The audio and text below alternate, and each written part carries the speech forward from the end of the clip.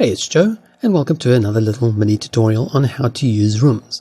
Now, I know, it's pretty easy. You just click on a room, buy the room and place it, right? What else is there to learn? I mean, ready-made room, there you go.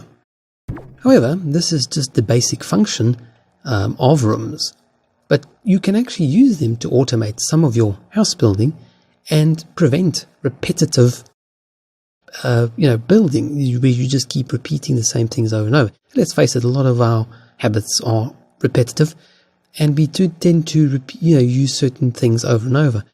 There's sometimes no point in reinventing the wheel. So what's the point of this tutorial? Well, let me show you.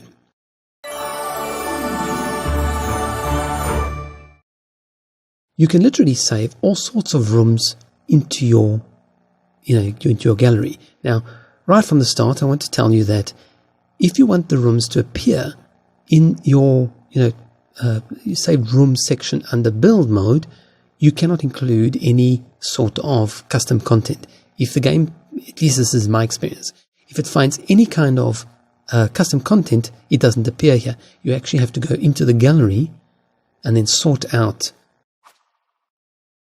You just to go to yours, and then select rooms or whatever it is, and then they will appear here. If this doesn't bother you, then that's not an issue, and you can use custom content. I just found that keep opening and closing the gallery and going to look for rooms that are saved on the gallery is just a nuisance.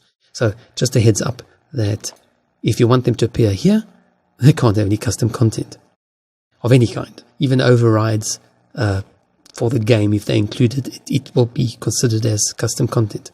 Now, of course, you can see here I've got a whole lot of plants and things. Main reason why I've got these is purely because, there's no point in reinventing the wheel each time.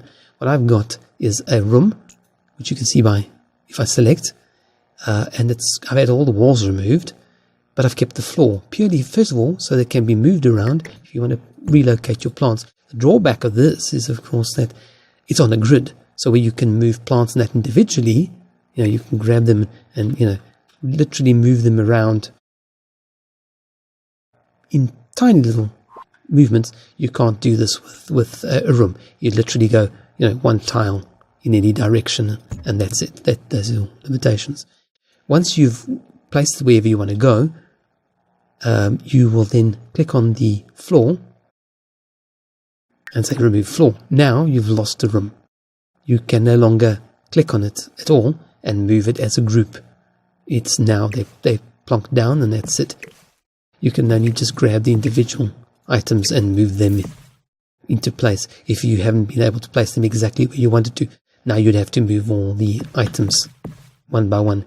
But this gives you an idea of how quick and easy it is to build gardens and that with just clusters of plants. If you'll also look and see, you've actually got a ceiling above it. This is, if you forget to remove the ceiling, you will actually see that shadow. I left it on purpose so that you could watch me remove the ceiling, and that's it. Of course, if you remove the floor, then the ceiling also goes. But if you see a strange shadow, then that's why. So I've literally got put into little rooms, just landscaping that I've used since I've started, making videos for The Sims 4. All of them, I used a red floor. It's just purely just so I can see them. It's very easy to see that red floor because it's sort of unnatural. It doesn't look right, when you see the floor. It's a red floor against the terrain. You also, of course, cannot use terrain paint. You'll have to come in and paint after you remove the floor. You'll have to come in and do the terrain paint afterwards because it cannot be saved with the room. The room just has either no floor, or it has a tile or whatever floor you have. So you cannot save the terrain paint with it. That you still have to do manually. Right. So you just save your favorite batches and patches of greenery. So how do you do it? Let me remove this room by removing the floor and delete this one. Now, let's say you've done this cluster of plants and you want to put it into a room so you can access them here. The best thing is to just simply grab the room tool and draw over it. Now, if you start here some of the plants will either, or plants or items, rocks, etc., will either not be included in the room when you store it, or certain items will actually be deleted when you draw over it. So the trick is to try and draw the smallest possible room, but still encompasses everything. So when you pick up that room, it will take everything with you, and that means it will enter into your rooms category. Also, by the way, all your saved rooms are under saved rooms. They will not appear in the other categories. So that's how you create a room for the outside. And then, of course, you've got to go through the laborious process of removing all the walls, which is incredibly fun. And if you do like I do, I give it a floor tile so I can actually see it clearly. You can also remove the ceiling while you're at it. So when you save it, you don't have it in the game. And then you've got, I've even got little lights and everything. So that's just one time-saving feature, is by using pre-designed landscaping things. But certain items require move objects cheat to be on. For example, this statue will not be placed over there. Let me lower it and I'll show you. It's too large to go over it. So you have to use the move cheats on to get it on, and then align it, get everything to look good. So this is just a quick example of how you could create a little template of this. You might want to use different statues or do things a little bit differently, but it saves you having to go find items, place all the items, use the move cheats object to get things into place. It's just ready to go into your classical look. That's the one. You could do, for example, this is from the Tudor Revival Mansion.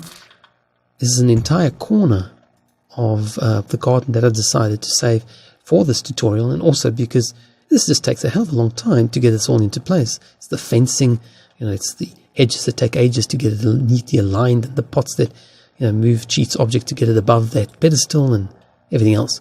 So here we've got a ready-to-go room. Of course, the one drawback is you cannot move it into that corner of the property. You'll always be one tile away. So this is something that you do need to be aware of. If you want to build this into the corner, you would have to manually move all the plants. But the room comes pre-assembled with everything in it, everything you need. Again, you'd probably have to move one of the plants to remove the floor and remove the room. Now everything cannot be moved. It's all separate items. The one trick with this is to either place walls, proper build walls around it, and then say click remove wall. But sometimes, because you've got a fence and a wall, it refuses to create a solid room like this is. So what you can do, and I think this is what I did with these, is I created them using a fence and then removed the fence. So I created a fence all the way around it and then simply removed the fence. So in other words, there would have been a fence going all the way around the whole garden bit, and then I simply clicked remove. Obviously you don't want, unless you actually want the fences there, you don't want them. So you just undo by removing that fence.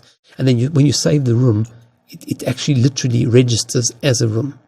Okay, so that's another reason to create rooms. You can create this is a yard that comes off a kitchen. Another thing that I should mention is that it doesn't retain foundation styles. So I have no foundations on this property at the moment. So to get the foundations, I have to then place foundations. In the original, this had a staircase coming off. This was placed using move cheats object because it just will not center. But anyway, I had a staircase coming off and I had a proper foundation going all around it. But this is a quick to place kitchen yard if you want. There's certain rooms that are really repetitive, so you can just save them. But you can actually go further. You can combine this as a sundial room. Well, it's not a room, but an external place. Foundation that I created to create the terrace. This would have had staircases, but the staircases are not included with the room. So there's just no way you have to replace them. But it took ages to use the move cheats object, the lanterns on all the columns, get everything into place, do the floor tiling layout on that.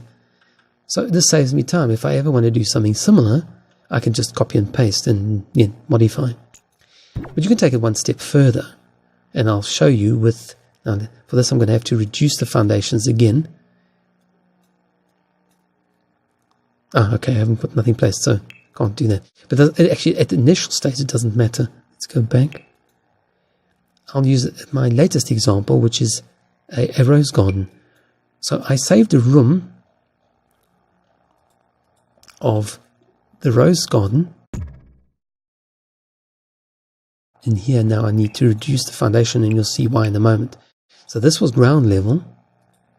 Again, it always seems to come in with a ceiling. You can remove that if it bothers you. Also, by the time you remove the floor, the ceiling also disappears because the room ceases to be a room and everything else is now. The advantage of still maintaining that room is that you can obviously then tweak it and move it into place and place it wherever you want. So you want the entrance to come in there. After you remove the room, everything is now in place. You will have to move every single thing one by one. So that you don't want to do. So you want to first make sure you've got it in place. But now this is where it will save you a lot of time. I can't do terrain paint on that, as I explained before, so I just use the brass floor texture. And of course you'd have to now do the entire terrain painting of this, which you will see if you watch the Tudor Revival manner, especially the build video for the garden.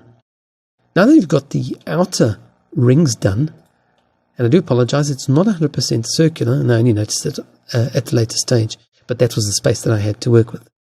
You go back to your rooms, and to create the terracing effect, I actually created another room from the central piece, if I can just find it.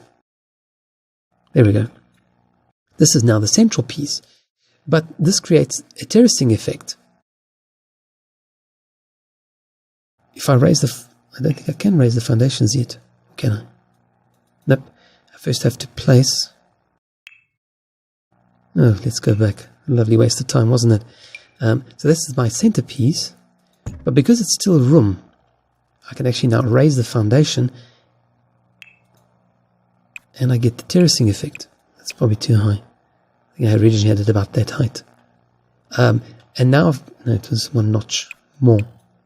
Okay, so I've got a terracing effect with game floor textures, a horrible green, and then the sort of turf, and then you do all your terrain paint, add in 2 staircases here, and you've got, within seconds, once you've created it the first time, you've literally got a terrace ready-made. You go in and find a more appropriate terrace, foundation, should I say, for the terrace, it immediately starts to take shape. And then, of course, you have to do your terrain paint. There's just no two ways around it. But I've used one room with no foundation, flattened it. Of course, if you already have a house with a foundation, you've got a problem. You may find all sorts of glitches when you remove the foundation of the house and then put it back later. But presumably, if you're going this way, you will have first room, place it, you get the terracing effect. Place the second room in the middle with you can't say the two together because they will both be at the same foundation height. This gives you some ideas of how powerful you can really use, how you can make these rooms. Here's the little maze, the raised maze that I did for the same Tudor Mansion Revival. I used much better floor tiles, but they were custom, so they wouldn't show up in here. So I just used the ugly, sort of fake lawn look. I created a mini rafts chess set for the subterranean mall. So again, I just place it. Remove the room if you want. Of course, you have to first lower the foundation for it. And then, of course, if you're doing a lot of cutting and pasting, I did a lot of copying and pasting for a particular house, the Revival house, the Tudor Revival house, which had the same bedrooms. There's a huge shortage of suitable materials for this. So what I did is I created a room of all the decorating items and then copied and pasted them into each bedroom, and that saved me a lot of time. You can, for example, copy foundations with fountains on them. So you've got it ready to go. Especially, particularly these rounded shapes, they are quite difficult to, not difficult, but laborious to make. So you can actually save them as rooms. It actually has nothing. It's just got tiles, and it's raised because it has the foundation raised. Otherwise, it would just literally have a flat area, but the room is still attached to it. To create these foundations, you'd have to go to these different sections, place them, reduce their sizes until you get only the rounded bit like this. You can see how long it takes, and then you literally copy and paste and rotate. I can just see what I'm doing, and you begin to get the round thing. But instead of sitting and doing all of this laborious work, why not just save the foundation? These are in different sizes. These you then have to go to the additional step to remove the fencing. Mine already don't have fencing. I've got the foundations in the sizes, and that's it. I just do whatever I want with it. Of course, if I wanted to put the fence back, you could. Or whatever fence you wanted to attach to it. So that's, before I forget, I almost forgot. You can also save, I believe this is a swimming pool. It was saved in autumn, so the thumbnail looks very, very messy. You can also save swimming pools. Let me just get rid of that. Here's a complete swimming pool that I used in the Tudor revival manner. This part looks a little bit odd because I had a raised foundation here, which was a platform that looked similar to this. I had this behind it. It's actually the wrong way around. Let's rotate that manually. And it posts exactly in the same direction. I had this platform behind, which now won't join for some reason. I think it's much higher. So I had this effect, and I had a platform, but unfortunately it only saves what is actually attached to the swimming pool. Regardless, it saves me a lot of time. I've got the diving pads attached, a bit of greenery, that little bit of wall, the steps, the inside the pool, and every other thing that I attached to the swimming pool is now in the pool. So if most pools are fairly similar. Let's face it, we don't have a lot of options for it. So you could literally create pools and then just simply stretch them into space. You cannot save fountains. So I did try that, but you cannot save fountains. So pretty much stuck with that. Let's delete some of these to make some space. Another very useful trick of rooms, let me get the big piece first, is if you're doing a formal garden like I did this is going to overlap, and there's no two ways about it. Let me rotate that. When I did and let's just reduce the foundations, I did the subterranean mall. I had exactly 4 quadrants, and they pretty much, for all intents and purposes, were the same. So I had a choice. You can't mirror rooms over, but you can separate pieces and then place them. So what I did is I created the one, because I could actually take this one and place it in the opposite end. And you could do vice versa with those two opposite ends. Let's see if I can just overwrite what's going on there. And now you've got a opposite end of the park. Of course, then you remove the floors, as always. And you've got your park. You go in, place your paving, whatever you use, in between, and you've now got the makings of a park or whatever you would do. Of course, you can't mirror them over. So what you can do is you can subdivide those sections into smaller parts. So but this is just a corner. Look how quickly I'm building this up. I put it there, copy,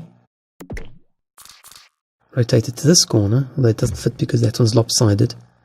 And I've now got an intersection. I've got a smaller section, which is just this segment here. If I rotate it, you see how quickly I am building up a classical garden.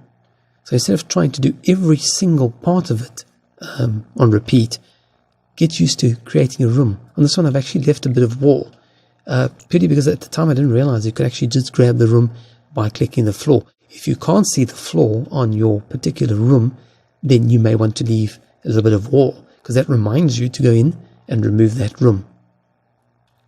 So if you remove the floor, you'll still be stuck with the wall, but you remove the wall, and now you're back to terrain. Of course, if you have a house with foundations, you may hit some hitches where if you place the rooms down, the entire flower bed is going to be at foundation height. Sometimes you actually want that, and I'll show you for the Simonon. I should have another room saved here. Yeah, here it is. Now this is using two rounded pieces. Of course, on the ground it doesn't look particularly impressive, although it can make quite an interesting entrance to a house. And these you can rotate. No, I only saved the one. I had a left. I had to make a separate left and right one. However, this was designed to be on a foundation. It was actually a raised. Click that properly. Designed to be quite a high foundation. I think it was actually close to that height. Once you place a interesting foundation on it of some sort, you actually get a raised flower bed. Again, why create these? Or if you're making more than one, just simply copy and paste them to another part of the property, and it's ready done. If you want to tweak things just so you don't have the same thing repeating, you may want to rotate some things, etc. And then, of course, you can't do terrain painting here, so you have to use some sort of green floor tile. If it's on the ground, you can, of course, use terrain paint. So that's another reason to use rooms. I think many people don't realize the power of using rooms. Anyway, I do hope you enjoyed this mini tutorial on how to use rooms to save yourself a lot of time and create effects like this only once, so you can repeat. If you enjoyed this video, do give it a thumbs up. If you're new to the channel, do click the subscribe button and turn on notifications so you'll receive alerts to videos just like this one. Thank you so much for watching, and have a fantastic day ahead.